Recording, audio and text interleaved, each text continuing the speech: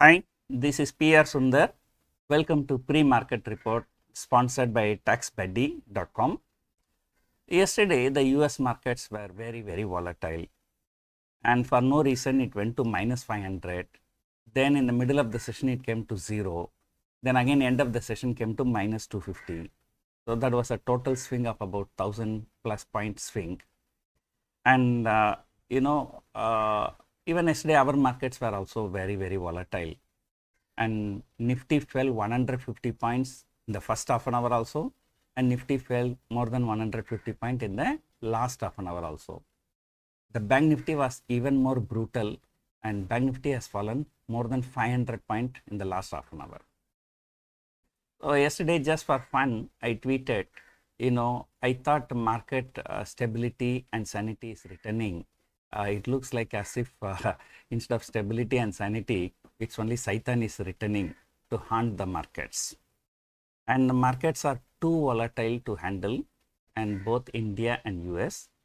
But however, there is one big difference between US market and Indian market.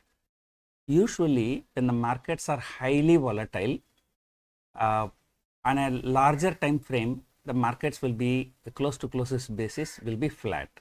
Say for example, US markets though were very volatile, on a close to close basis, the month, the May month beginning to the May month end, and that is Dow is almost flat. But whereas we have lost about 1000 plus points. So that is a big difference. So they are too volatile, but ending flat, and we are too volatile but losing. So, but today morning I woke up and suddenly I saw everything was in green. The Dow future, Dow lost 250 points, but now Dow future is more than 200 points higher, and the crude has fallen by $4, and everything is looking green, and I'm just looking for a reason. I could not get any reason. So there is no specific reason for this one. Again, if the markets turns green without any reason, so that means that shows that the people are finding value in the market and they are just investing without any reason. So that can be interpreted as a good sign. So coming back to our market, so SGX Nifty is indicating lower opening despite the entire global markets are in green, but that is understandable because still people are not able to digest why 500 point fall in last half an hour. And another very big thing is that yesterday the gross sell volume by FIIs is 46,000 plus crores. That's very astonishing. That's about like $7 billion. So that is too high, and usually that is what their net sell figure for 1 month on an average for the last 5 months. But again, equivalent amount they have bought also, and people attribute this to MSCI rejig. If MSCI rejig is the issue, then only those stocks must be bought and sold, and so we can understand the huge volume.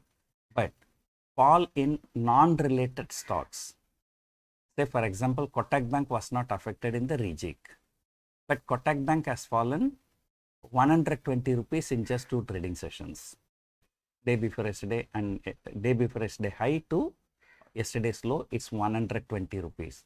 120 rupees is how much? Is 5-6%.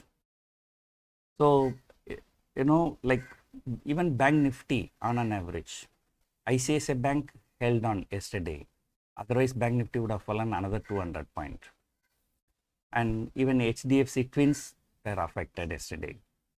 So this last half an hour mayhem, the people are afraid in SGX, so they don't want to make it to green. So we are likely to open lower only.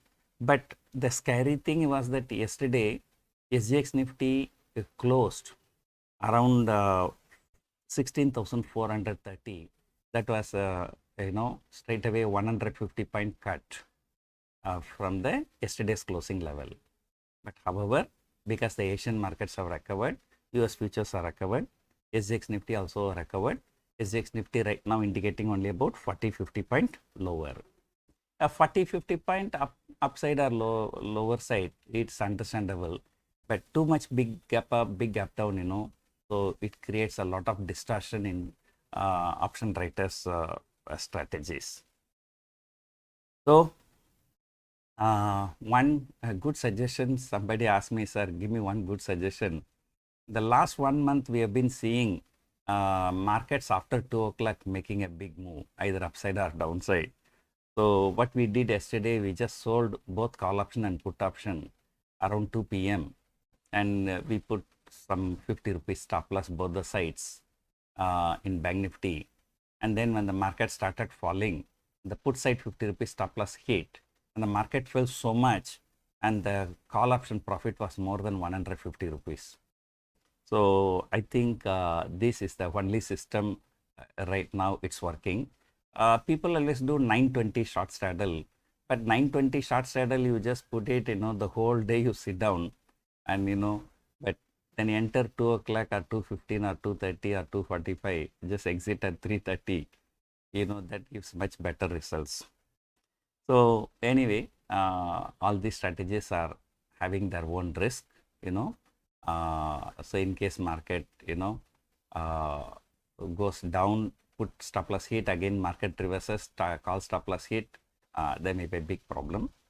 Or put stop loss hit, but the call side, it's almost flat. So of course, no strategy is a good strategy will work all the time. So there will always be time where it will be working, where it will not be working.